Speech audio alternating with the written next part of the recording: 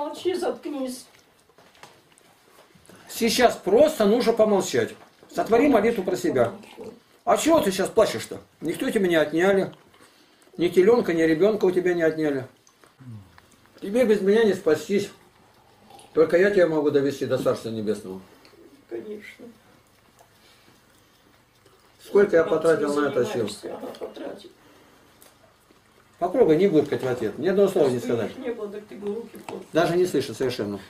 Как глухой аспид. Сказано не заходить. Там очень сильный демон подсажен. Очень сильный. Ты вспомни про Наташеньку. Ну ты без комментариев можешь выслушать? Опусти руку.